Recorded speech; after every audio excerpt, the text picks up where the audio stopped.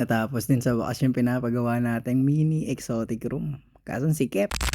So quick recap lang para sa mga hindi nakakaalam or mga bago sa page. Simulat sa pool, outdoor keeping talaga tayo for almost 6 years na. Nasa terrace lang talaga yung mga alaga natin, mostly inverts kasi. Pero simula nung nagka-reptile tayo, nagsisipaglakihan yung enclosure, lumipat tayo sa 3rd floor. Nasa outdoor pa rin, pero nung ayan na ang ulan, pucha nagka-problema na ako. Pinapasok talaga ng tubig yung saksakan tsaka enclosure kaya ayun, pinayagan na tayo magpagawa. Binigyan lang ako ng space ng aking yanay kasi hindi ko pwede patakpan lahat na nandito sa 3rd floor at garden niya yan. Anyways, day 3 pa lang ng paggawa, patapos na halos. Pina-open ko lang yung door tsaka bintana para sa ventilation, tapos yung mga wall panel di ko na pinapuno, mahal pala yung hype na yan.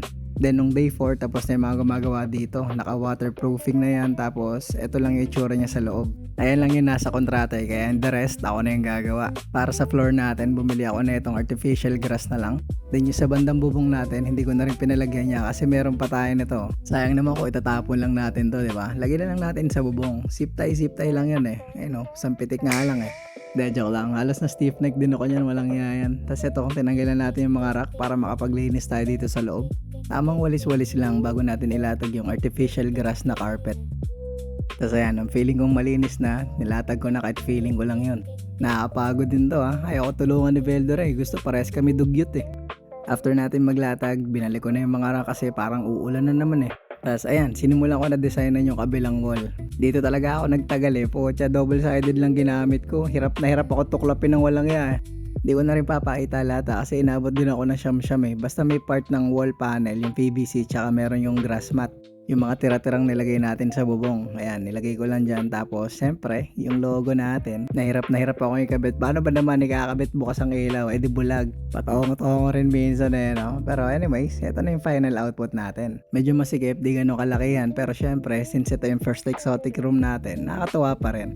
Dito ang enclosure ni Bowser sa susunod. Tapos ito yung mga tarantula natin, pati snake nandito na lahat, sama-sama na sila dito. Tapos may surprise pa dito ng isa. Ayun nakabulagta na naman Pero hindi natin yan ipapakita yan. Easy lang, exotic room tour nga ni. Andyan din yung mantis, di pa natin pinapakawalan. Tapos ito mga tarantula pa rin. Ayan sila Veldora, natutulog na ata paggabi na eh. Si Velgreen, bonjing na. Tapos ito naman si Milim, tsaka si Liet. Halos magkasin laki na sila. Sa ilalim naman nila si Bowser, pero ililipat ko na rin to ng enclosure eh. Dito ko ilalagay si Milim. Asa na ba yon?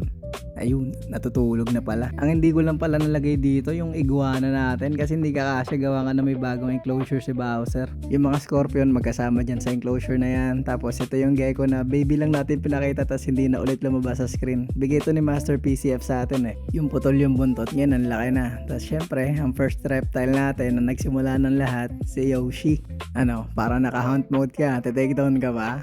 Pinakita lang kita boy, ka? Basta bumukas pinto, alam kakain na Kaya mo magkaka-screen time ka ulit. Tapos dito sa taas, mga essentials din ng reptile natin. Vitamins, calcium, shampoo, pang disinfect ng enclosure, pagkain ni Bowser, pati damo andyan. So ayun, ganun lang kaikli. Tapos agad ang room tour, di ba? Pero okay lang kasi mas kampante na ako ngayon kahit umulan pa. Anyway, sinabot na tayo ng gabi kaya tulugan na. Baka mapuyat pa yung mga alaga natin kaya yan na lang for today mga Lodi. Bye-bye.